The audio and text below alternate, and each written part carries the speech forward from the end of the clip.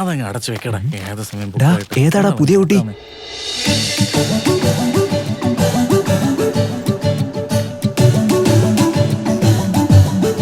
എടാ, അത് പുതിയ പെണ്ണും പഴയ പെണ്ണും ഒന്നുമല്ല, അത് നമ്മളെ സ്ത്രീയാ. നമ്മുടെ സ്ത്രീയോ?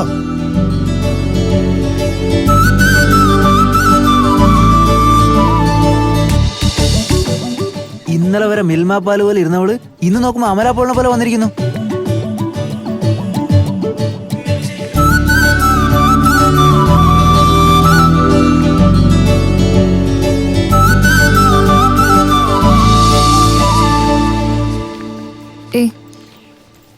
നോക്ക്.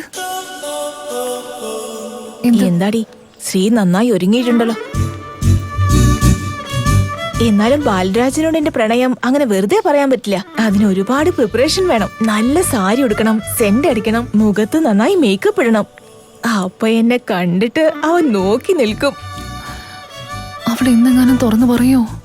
ബാലരാജു, ഒരു മിനിറ്റ്.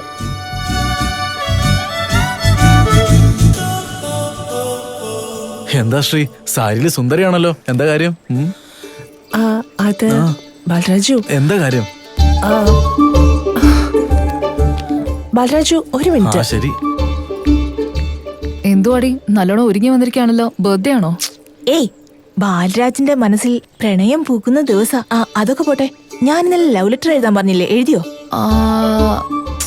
ഇല്ലടി.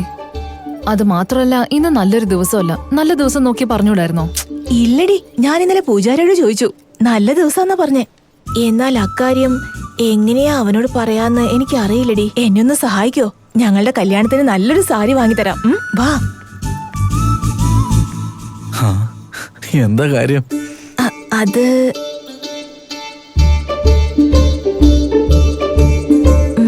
മഹാ, ഒരു ധൈര്യത്തിന് വേണ്ടിയാ വരാൻ പറഞ്ഞേ. എന്നാൽ നീ ഇവിടെ നിൽക്കുമ്പോ ഞാൻ വല്ലാതെ നെർവസ് ആകുന്നു. ഒന്ന് പോകാമോ? അവള് പറയുന്ന കേട്ടില്ലേ, അങ്ങോട്ട് മാറി നിക്കേ. പോ പോ. ഇനി പറഞ്ഞു. ഐ ഐ ഐ പറ. I love you Balaraj.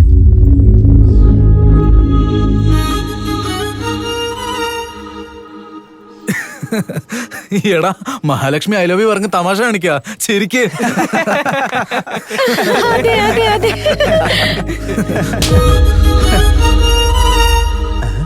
നിനക്കത് തമാശയായിട്ടേ തോന്നേ? എനിക്ക് നിന്നെ ഇഷ്ടമാണെന്നുള്ളത് മനസ്സിലാവുന്നില്ല. 10 ദിവസമായിട്ട് ഭ്രാന്ത് പിടിച്ച് നടക്കുക ഞാൻ. വിശക്കുന്നുണ്ടെങ്കിൽ കഴിക്കാൻ പറ്റുന്നില്ല, ഉറക്കം വന്നാലും ഉറങ്ങാൻ പറ്റുന്നില്ല.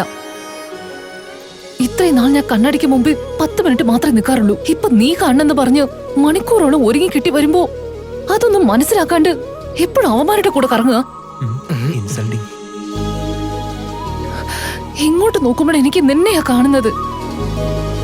എന്താലോചിച്ചാലും എത്ര ആലോചിച്ചാലും അതിലൊക്കെ നീ ഉണ്ടാവും.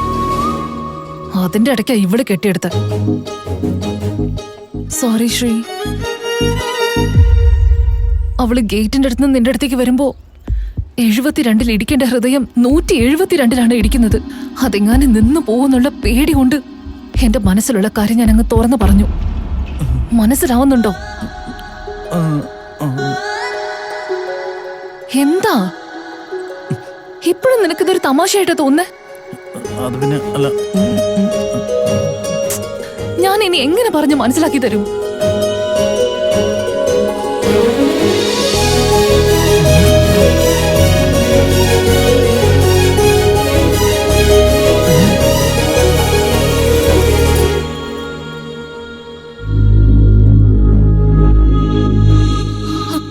താങ്ക്സ് ശ്രീ.